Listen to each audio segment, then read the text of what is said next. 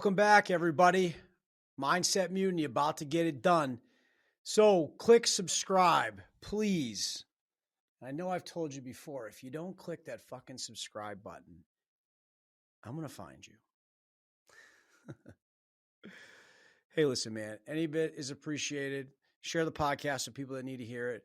But in the meantime, I'm going to do a new style episode today, kind of like the one we did previously, Behind the Mutiny. I think it's important that people kind of get to know me and who I am instead of the guy screaming in the microphone, demanding that you do better, demanding that you raise your level. I'm going to tell you a little bit about kind of how I do my Friday, Saturday, Sunday, and how I start kind of my Monday or how I finish my Monday. So Friday nights, is a night where most people are going to head straight home from work at full speed, right? Can't wait for work to be done. They fucking bomb home, start their weekend. Whatever that looks like. Kick the shoes off, crack a beer, smoke some weed, fucking sit around. Who knows? Scroll on your phone until 10 o'clock at night. Whatever you do, you do. Obviously, that needs to change, but I'm telling you about what I do. So I leave the office and I head to jiu-jitsu. That's my Friday night. I have to fight to start my weekend. And, there's plenty of days that I don't want to do that. And I want to drive home and do whatever everybody else wants to do. But this is something that I've implemented into my routine. And that's how I start my weekend. I head to North Andover, jiu-jitsu, and I get some. And I've been doing that since January. And it's really, really, really helped my life. And it's also just another thing that I stack on my head as to something that's non-negotiable that I'm going to do. After I get done with jiu-jitsu, it's usually I'm sitting there completely smoked and exhausted. And I'm like, man, this is the best way to ever fucking start a Friday night. It just tells you how times have changed and priorities have switched and what you find a value in, and how that's different than what it used to be. So, yeah, man, Friday night is the best night for me because it starts my weekend, but I got to fight for it. So Friday night, finish up jiu-jitsu. I head to the grocery store and I do my shopping. So, probably around like 7 o'clock, I'm at the grocery store. The place is empty. And, I'm prepping for the week ahead, right? And remember, it's only the four outside walls of the grocery store. Don't enter those middle aisles. That's where all that shit starts to go wrong. So I do my shop and I head home. I greet my wife and we hang out a little bit and then I get to bed. So Saturday morning is key for me. I wake up, somewhat early. I like to kind of wake up without an alarm clock on Saturdays. I think it's important for the body to get all the sleep that it needs. So I wake up naturally on Saturdays, which is, I think, typically usually around, 8:30, 9 o'clock. But whenever you want to wake up is fine with you. I like to naturally sleep without an alarm on that day. That's the only real day. So when I wake up, kind of just go get my water, drink about 32 ounces of water when I wake up with electrolytes. I use BPN electrolytes, which if anybody's looking for a good electrolyte, I tend to like that one. I've switched up some over the years and that one kind of really sticks. And again, who doesn't like Nick Bear, so I want to support that brand. So that's a choice that I make there. Get my electrolytes in, get some clothes on, throw my shoes on, and I head out the door. Now, Saturday is a day where I like to try to rest. All right. Try not to do any real exercise on Saturday. Try not to do any real mental work on Saturday. It's a day that I really used to recover. And it used to not always be that way. I used to just wake up and continue to punish myself. But, there is a little recovery involved in jiu-jitsu. So I tend to find that Saturdays really help me out because I am going to be, hitting jiu-jitsu again on Monday. So I need this little kind of break to help the body recover. So anyway, head out the door and I take like a 10-minute ride up the street to this little place called Little Wolf. It's a great coffee shop in Ipswich, Massachusetts. And I get myself a cortado to go. All right. Because I got to get somewhere after this. Love to sit around and drink the coffee in the coffee shop. And I do that once in a while with my wife if we have some time, which is really, really enjoyable. But I was away from coffee for got to be 4 or 5 years. And it helped me because I was having some real problems with anxiety and the high level of caffeine. At the time I was drinking a cold brew with an espresso shot, which I'll probably never go back to that level of caffeine, but I missed it, right? So I've really missed caffeine over the years. I've missed coffee more importantly, and that's the only caffeine that I really consume or did consume right at that time. And my wife and I have always kind of traveled over the years to different places, and like we would enjoy finding different coffee and really kind of pursuing that. And when I talk about coffee, it's got to be like almost like a designer coffee brand, right? I'm not talking fucking Dunkin' Donuts, Starbucks. I'm not drinking that trash. It's got to be pretty much roasted on site. It's got to be a certain vibe. So Little Wolf you can Google it. Super cool place. If you're ever in the area, I recommend you hit it up. So stop in a Little Wolf, have a couple quick conversations with some of the people that I've gotten to know there over the small amount of time I've been going. And then the fun part comes. I drive just a little ways up the street to a little farm that I've been going to since 2020. And if you know a little bit about my journey, 2019 was a real hard spot for me mentally. Ran into some real issues. And, shortly after that is when I kind of found this farm. And it started with just petting and feeding the two donkeys there. That was in 2020. And, here we are in 2025, and I still know those guys and I still feed them. So, not to get too far ahead, but you pull into this little farm. There's a real small little parking area, and it's all kind of dirt and kind of ground up bark mulch. And there's like this little tiny farm store. I don't know, like the typical size of any room. And it's well decorated. It's really pretty. It's always seasonal, and it's just kind of nestled right on this little farm. So I typically roll in there. I'll head into the store first. And like, as you're walking up to the store, there's, the ducks are all walking around. Sometimes there's this crew of 3 geese, and not your traditional like Canadian geese. It's like a real, like, this one big white goose. And if you follow me on Instagram, I always post these guys because they're complete fucking troublemakers. So sometimes they're out in the parking lot and they come charging at me, and it's just the white one that likes to hiss at me. And I'll stand my ground and smile at him, and he'll kind of walk up to me and start pecking at my shoes. And he's got 2 little lackeys, these other gray geese that kind of follow him around, and they kind of talk some shit as well. Love those guys. I tell you, if I was a little kid and this goose was coming at me, I'd probably shit my pants. But now, hey, what's a goose going to do, right? I might have to put in a chokehold or something, but so I love it. So I show up there, the animals are all free roaming around the place. And there's actually kind of a funny story about those 3 geese, sorry. So it's right near this place called the Clam Box, right? And if anybody knows Ipswich, they're famous for their clams. So there's this place right close to the farm that serves fried clams, and it's actually across the road on a busy street. And these 3 particular geese will walk over, they'll cross the street, and they'll go hang out at the Clam Box for a better part of the day. So the owner was telling me this story, how he'll get a phone call from the lady who owns the place, and she'll be like, "Hey, listen, thanks for sending your geese over. I sell the most French fries and onion rings on days that they come over." And I was just laughing, when he's telling me the story, because these 3 geese have such personality, and they're such fucking troublemakers.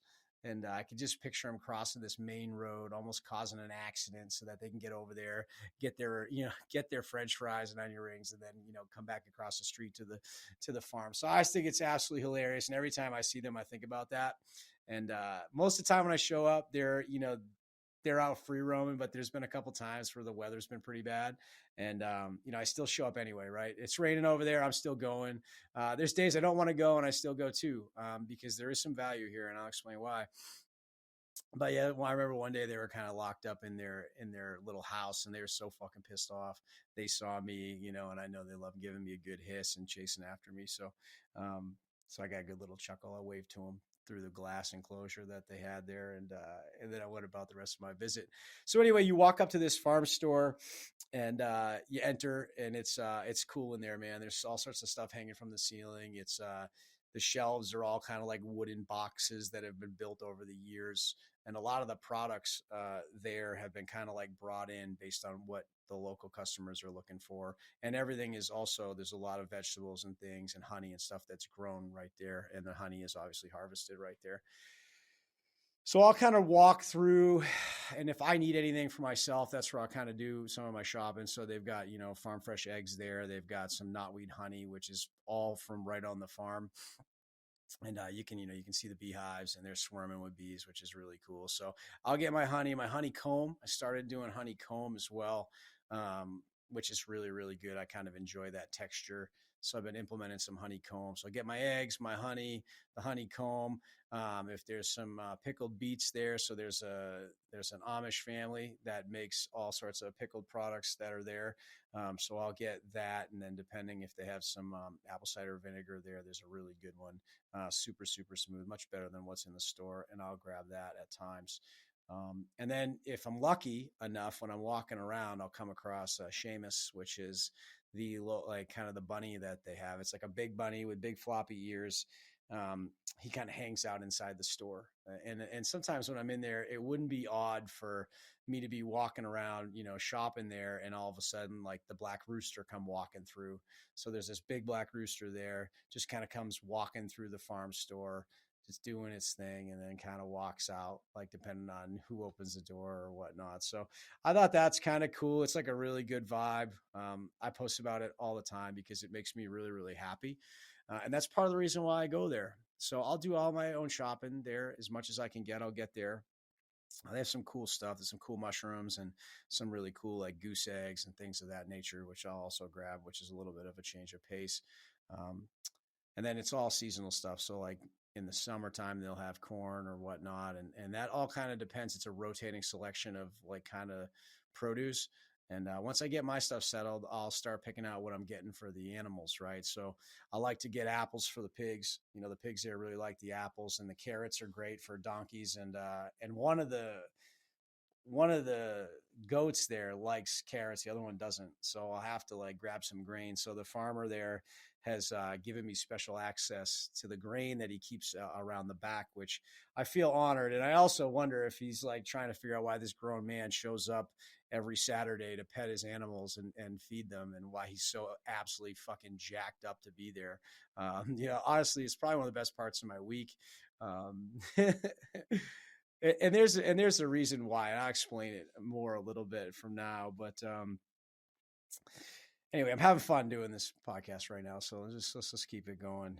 Um, so I'll kind of get some lettuce if they have lettuce. That's like all the like little ducks that are walking around. So there's like probably 60 different ducks of all different species, ducks, chickens, and some types of birds I've never seen before, and I don't really know what they are. I should probably look them up.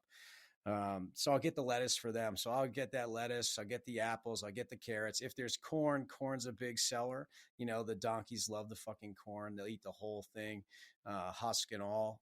That's like a nice little treat for them, but you can't get that all the time. So yeah, carrots are pretty much a staple, big go-to there for those guys.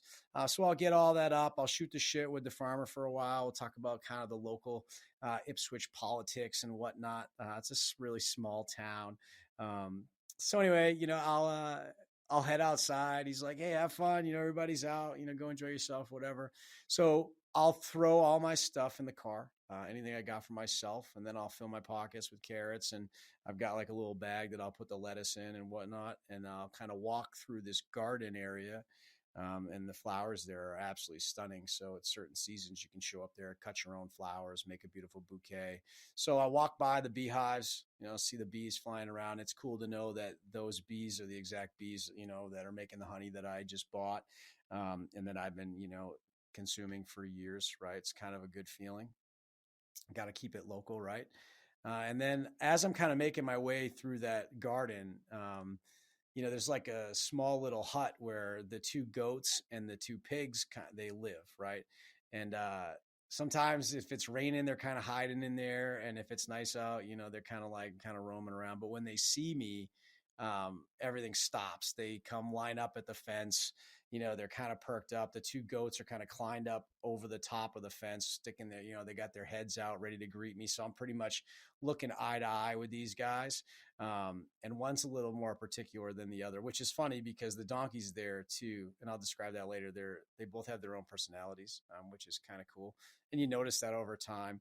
And then same with the pigs. One's a little more pushy than the other, but you got to make sure you feed them accordingly, right? You got to look out for the timid one and make sure they get fed. So I try to feed the timid ones first. So I got the two goats. I'll show up with the grain or the carrot, depending on which, one of them hates carrots, the other one eats carrots. But if you have the grain, either one wants a carrot, right? So I'll bring the grain over. I'll hit up the two goats with some grains, and then I'll grab a couple apples. And I kind of got to bend down because the pigs are obviously not standing at the same height that the goats are. So I'll feed a couple apples to the pigs, and they absolutely love them. Like absolutely devour the pickles. And I don't know, they're kind of cute, and I know most people think like a pig's not very cute, but for some reason I just love the way they kind of waddle around and they kind of show up at the fence, like, just, I don't know, no judgment, right? I think that's what I kind of like about the animals to begin with is, goats are, I read something somewhere that goats are really good judges of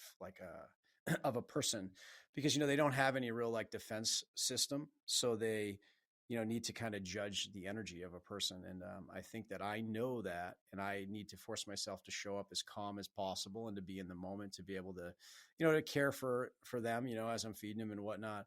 So that forces me to relax, and it forces me to kind of to be present, right? And that's the whole part of this exercise, right? This is how I use this farm to help recover from the week and then to prepare for the week ahead. People say, "Hey, Mike, how do you, squeeze all this stuff into your life that you're doing?" It's, well, I go to the farm and I feed the animals. That's how it mentally prepares me for everything to come, right? So it's like my mental reset, which is very important. And it's something that, I've been doing as a kid. And we'll get back to that. So I feed the, yeah, we need to get back to that because that's really an important takeaway that I want you guys to get out of this entire podcast. Um, anyway, so I'll finish up with those fellas. I'll say bye. As I'm like bending over to feed the pigs, the goats are kind of leaning over the top of the fence, trying to like take my hat off or breathing on me or just like biting my clothes or whatever. And I love that shit about them for some reason. They're just wild, man. Goats are rambunctious. They're troublemakers. I kind of like that. There was a time when I was there, actually, which is really cool. They ended up getting themselves out of the pen, and I had walked away to go over to another section of the farm, and I turn around, and there's two of these goats and two of these pigs just standing in like the middle of the parking lot, just staring at me. And I didn't realize it at first. The farmer's like, "Hey, check it out." And these fucking guys are all like lined up in the parking lot, just staring at us. So ended up helping them get them back into the corral and getting them back inside the gate. So what happens is the pig will find a way to push this gate off its hinge, and then they'll bust out of there. So, just a little bit of chaos at the farm, right? But those types of days fucking make me so happy. So that's why I keep going back. So anyway, after I'm done feeding those guys, I'll walk back through kind of the flower area and head over to like where there's some little enclosures for like these baby ducks that were just born. So there's these tiny, tiny, tiny little baby ducks, and they're in this little enclosure, kind of bopping around, squawking, looking really cute. So I kind of look at them. A few little bunnies I kind of feed, whatever. If I have a small carrot, we'll do that. And then as I make my way past them, we'll head over to like there's a bunch of chickens running around and a bunch of different ducks, right? So what's cool about the farm is a lot of these animals were adopted. So, they are enjoying an amazing life there because they didn't have one to begin with, right? So there's a lot of variety, and there's some one-offs and things like that. So some ducks I've never seen before, but they're all super friendly, and they all like, if I have some lettuce there, I'll end up like looking down and there'll be, 20 ducks at my feet and I'm feeding them, and the chickens will kind of come rushing in and kind of grab the scraps. But I kind of feel like the lady from Home Alone who used to feed the pigeons, like just standing there with all these ducks around me. So anyway, it really, really makes me happy. And just talking about it now makes me happy. So I hope that, that there's something in your life that does this for you too. And I know it's kind of funny, like I said a little bit earlier, that, there's this grown man, 38 years old, whose best part of his week is going to the farm to feed animals. But, I have a dream that I will move to Vermont at some point and have a property where I can have all these little animals running around, and that will be a real happy place for me. And Yeah, so that's just something I'm looking forward to. So anyway, I go to this farm, and after I'm done with all the chickens and the ducks, I make it over to the donkeys. The guys that have been there for me since 2020, all right, which I think is really cool to mention. Before I even come around the corner, I can hear them. Like they kind of know it's me for some reason. And again, it's not odd, right? Because animals have a certain sense and maybe they can tell how I walk or they can feel a certain energy when I'm, as I'm moving near them. So I'll come around the corner and they're both kind of sprinting out of their little enclosure and we kind of meet up right at the fence there, and I'll feed them whatever I got. If there's some leftover grain, I'll give it to them. But more importantly, each one gets their own carrot, right? Because one of them will tend to be a little bit of a hog, kind of kicks the other when he gets a little frustrated that he can't hog all the food. So I have to be very conscious that each person, right? So I guess it's like having little kids, gets their own amount, right? Gets their own serving. And then obviously I hang out over there for a little while. And sometimes the ducks will be kind of chilling around me, picking up whatever's fallen. But the donkeys, have been there for me for a long time. And it's funny because I have pictures over the years of me feeding them in all different seasons. My wife has always kind of gone with me and she knows how happy they make me and, kind of what they've done for my mental health over the years. And, she supports that and it's kind of cool. So I have this smorgasbord of pictures of me feeding these guys over the years, and I probably will post it sometime because it's cool to see. But anyway, so I'll feed them. We'll hang out for a little while, um, and what's so great about this whole thing is I always tell people to go back to do things that you like to do as a kid that made you happy, and that's an important thing to state because we do so much and we rush around so often that we lose sight of like things that actually bring us true pleasure, right? So when I was going to feed these guys back when I was having a hard time mentally, I would be there and it would force me to be present and they would see me and they would love me how I am, right? And I'd be able to be there with them feeding them, which would make me happy because I'm helping somebody, right? It's like the very basic rudimentary feeling of taking care of somebody, right? Or something or an animal, whatever. So I'd have this sort of emotional connection with these guys. And I look forward to it. So I still look forward to it. I drive by, like days I'm not going there, I drive by the farm and I'm like saying hi to these guys. I'm driving by, I'm like, hey guys, like in the car by myself. So I get excited about it. And as you can tell, I am still excited about it. And after this, I'll probably drive by there and stop. So there is power there. Okay. It is healing. And that's what I really am driving towards here is that it heals my mind, body, and my spirit, seeing these guys, feeding them, making it part of my routine. And that's why I continue to do it. But what's really wild and why I talk about doing things that you should have done, like doing things that you love when you were a kid, doing them as an adult, and it being a very healing experience for you. Um, I have pictures from when my dad and my mom used to bring me to all these different wild animal farms across, New England. So they had Catskill Game Farm, which was a big one. It was this giant, giant amount of acreage in this enclosed pen with like all these deer and goats and everything running around. And I was in diapers and all the way up until I hate to say this, I was probably there with my parents when I had a driver's license too. Feeding these animals. Right, I've just fucking loved this shit my whole life. So now to be able to get back to it because there was a long gap where I stopped doing that type of stuff. And then to get back to it is really kind of awesome. And I want to share that with you because it's important that you need to find something like that in your life to be able to feed you emotionally. So yeah, so I feed all these animals. That's my Saturday. I head home, obviously, hang out with my wife, try to spend some time there because I don't spend a lot of time with her during the week. And that's something that I need to work on. And that's been a pursuit of mine for a long time. A very supportive partner who believes in my mission, believes where I'm going and really sacrifices our time together for that mission of helping other people. So, couldn't do it without my wife. She's a very special person, but that's my farm routine. And it's really special. And I hope that you find a farm routine. It doesn't have to be a farm, but something like that brings you absolute pleasure, makes you light up. So I leave that place with like limitless energy and just feel great about being me, which is powerful. So, like I said, find something that does that for you. Could be anything. Only you know what it is, but you have to focus on finding it. The farm is mine. You can't steal it from me. And there's a reason why I didn't tell you what farm it is. All right. Because that's special to me and it will remain special to me. And then maybe one day I'll have my own and I can invite you. Right. So, anyway, moving on to Sunday. And this one is less fun, um, but it's fun when it's done. I wake up around about 8 o'clock, uh, head out, after obviously having some water, electrolytes, and all those things that we do before we leave the house. Right? I don't need to get into details about that. You all know what it is before you can leave the house.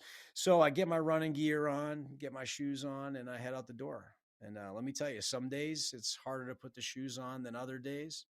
I'll tell you that much. Some days you just hope that you hope that once you start running, it gets a little bit easier. But to anybody out there, the trick is to put your fucking shoes on. All right. That's it. That's the trick. Put your shoes on and get out the fucking door. Shut the mind off. Don't think, just do. Right. We all have that doubt. I'd love to lay in bed. It's warm, cozy, especially on the days that are cold out. My wife's there. Everything I need is right there. But again, like I told you, you got to choose stuff that's uncomfortable. So I go out for a run. But I go out for a run at a very specific place. It happens to be another farm. There's 100 acres where I run. So I head over there, I park my car, do a quick little stretch, and then I head out. And what's cool about this farm run is you could run 20 miles out there if you wanted. I typically do 5 to 6. But it's all different terrain, which is really cool. So sometimes you're running through the plains, sometimes you're running through the woods. You're running down, paths that tractors go down. You're running through cow pasture. You're running up through trails that are kind of overgrown with grass, and it's really kind of uncertain footing. You're running by water features, crops, cows, these cool like old markers, like old rock markers that were built, look like they were carved from stone by hand, and those are all scattered across the property. But it's just something that I really love doing. So I'll kind of set out and I'll just enjoy where I'm at. I'll be looking around. So no matter where you look, like you can look up in the sky, you'll see, different birds. There's a hawk there that typically I will cross on my runs every time I'm there.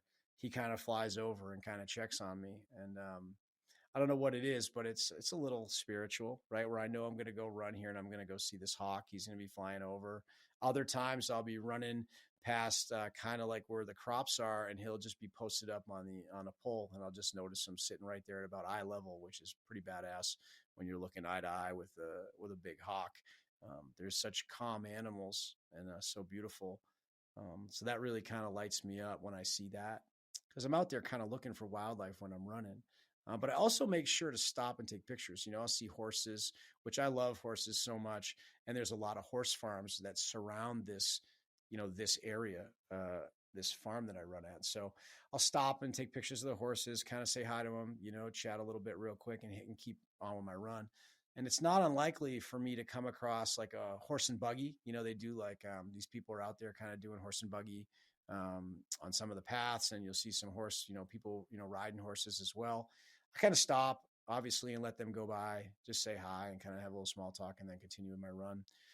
But trail running has been really therapeutic for me, much more than running on the street.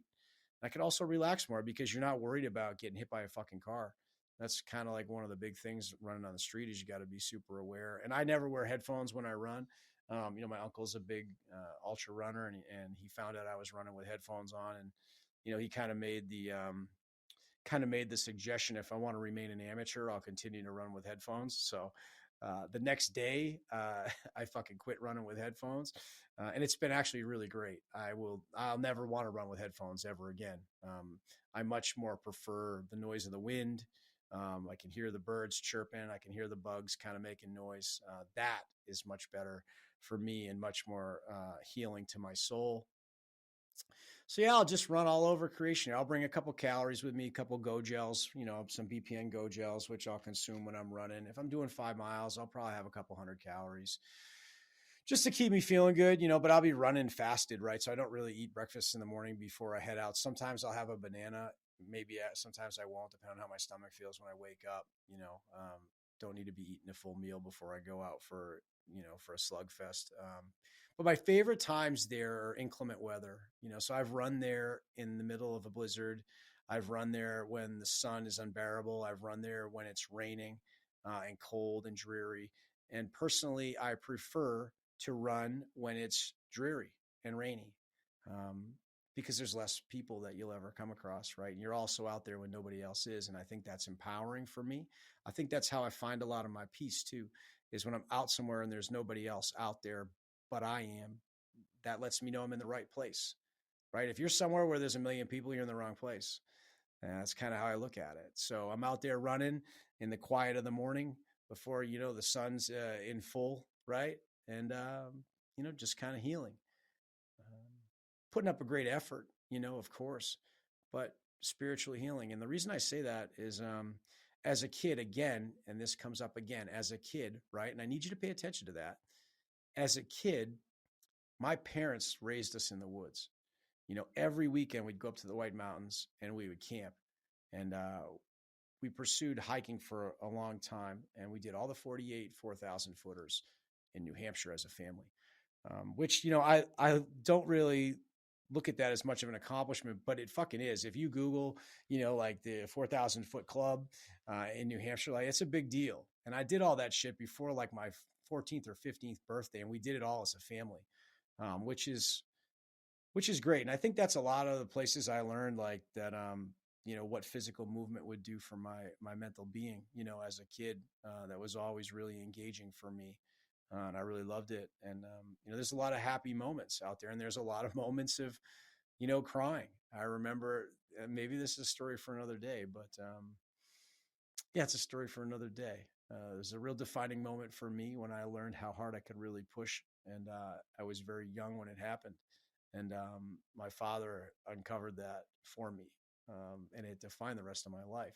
And it's something that I still think about today. So we got to get in that story some point in time, not today, but it is very special. So anyway, yeah, I grew up in the woods, man. And I think it's part of me because as I'm running through the woods nowadays, I can just feel it's such peace. It's like I feel the best I've ever felt. There's nothing bothering me. The mind is quiet. I'm just out there with the biggest fucking smile on my face. Like if you could see me when I'm out there by myself, like I'm the fucking happiest guy on the planet, you know, surrounded by nature. I hear the wind kind of blowing through the trees. I'm watching the water, kind of watching the raindrops fall in the water. I see the birds flying around and I just feel good. My body feels good. My soul feels good. That's where I belong. So again, we talk about feeding the animals and how I did that as a kid and now I love it and it calms me and heals me now as an adult. We talk about running in the woods and being in nature, right? And that calms me because that's something I did as a kid that had a lot of great memories and and I loved and I'm bringing that back to my life. So that's something I want you to take away from this. Very, very important to kind of consider. So, I go for my run, I come home, come back to the car, sorry, and then I will head out to the butcher shop and I will get all my meat for the week. And then I will head home and I will start to cook. And it's nice because I'm kind of tired from the run. So I don't have like a lot of energy to bounce off the walls, which I know my wife appreciates because I think that when I come home, full of energy. I think it's a lot to take for somebody, especially somebody that's been around me for 19 years. Um, you guys just listen to the podcast for half an hour a week. Could you imagine if this shit was in your face for 19 years? That would be a lot. So yeah, my wife's a saint. But anyway, I'll cook my food up, which is normally lately I've been doing just ground beef. And the reason I say normally is because I think consistency is the only thing that matters. And then I don't really want to sound too crazy, but I'm pretty sure for the last 5 months, all I've eaten is ground beef for protein, and some sardines I'll work in at times. And you got to get the Patagonia sardines. Those are the best ones. They don't have any bones in them. And that's the easiest one to eat, right? Because sometimes depending on the mood you're in, eating a sardine isn't really what you want to fucking do, but they make you feel amazing. So anyway, I get my beef at the butcher shop, Ipswich Butcher Bros in Ipswich. and they're great. Jay and Kelly over there are great people. So I like to head over there, have a little chat. And usually I'm just coming off my run, so I'm on a bit of a high. And sometimes maybe I grab a coffee after my run, depends. So I'm kind of energized when I hit the butcher shop. We get in there, talk a little bit, kind of exchange some good energy. And I tend to usually get about 15 to 18 burgers. And the reason I get burgers is they're already kind of made up. So I don't have to it's just a pain in the ass when you're eating that all the time to have to go home with ground beef and then make it into burgers and then cook it on the Blackstone. So they're already making them for me. Yeah, it's $1 more a pound, but I don't have to fucking deal with it. So I get home, I uncover the grill, I turn that thing on, which it's a Blackstone, and I got the brown one with the orange handle on it. It's pretty fucking badass. And I tell you, I haven't cooked protein in the oven or on the stove since I got this grill, which was back in January. So we're in May or April, May. Yeah, we're in May. And I haven't cooked any meals inside that are protein related. So I recommend a Blackstone, man. Best thing I've ever purchased. I got it on sale. I think it was like $250. So I got the adapter to run the big bottle. Absolutely dope grill. Probably one of the best things I've ever spent money on. So anyway, I'll go out there and I'll usually throw a red onion on the grill too. For some reason, I've been enjoying eating some onions. It's good for testosterone support. If you do a little research there, I've only been really eating a list of foods that optimize testosterone. As I'm getting older, I want to make sure that those numbers are there because I'm doing a lot of physical activity. And I think number one thing that raises testosterone is jujitsu. I don't know if there's any science behind it, but when you're fighting for your fucking life and you're scared of getting tapped the fuck out, I'm pretty sure the body's ramping that up. But anyway, you got to eat a diet that supports that. So I'm doing my best to do that. So anyway, I'll cook all that up, and I like to throw some blue cheese. I go to this real nice spot called Vin Fromage over in Wenham, and pick out some artisan blue cheese. The guy over there, we've gotten to know each other. We've gotten to know each other over my passion for blue cheese. So, he always has a great few options for me, and I'll throw that on those burgers to keep those healthy fats up, with some beets, some sauerkraut, different things like that. So yeah, that's kind of my Sunday, where I used to get the Sunday scaries before I implemented a routine like that. But that doesn't happen to me anymore. And I'm really proud of that. So that type of routine is what helps me keep the Sunday scaries away. And then as we move into Monday, which everybody fucking hates Monday, I'm finishing Monday up with jiu-jitsu. So, Monday, the worst day of the week, I'm ending it with jiu-jitsu, and Friday, I'm beginning the weekend with jiu-jitsu. So it's kind of that opener and closer is kind of the happiest moments of my days are kind of opened with jiu-jitsu and closed with jiu-jitsu, which has been great as it's been a new addition to my life. And I recommend it for everybody, male or female. I think it's a great thing to be a part of. And I will elaborate that on our next episode and talk a little bit about my jiu-jitsu journey, why, how, what it means, and so on. But in the meantime, what I need you to do is I need you to remember to think about what you did as a kid that brought you a lot of pleasure. And I need you to think about getting back to that. That's important. It really is. And I've experienced it. So these two things I do on the weekend, all right, amongst a lot of other small stuff that I'm not including because it's monotonous and you don't need to really hear about it. That's really helped me maintain momentum. That's really helped me be able to stack the weight, all right, on me because I know I can handle it and I know I won't break. This is how I find calm in the storm. So find your calm in the storm, and I think you'll be able to do wonders with your life.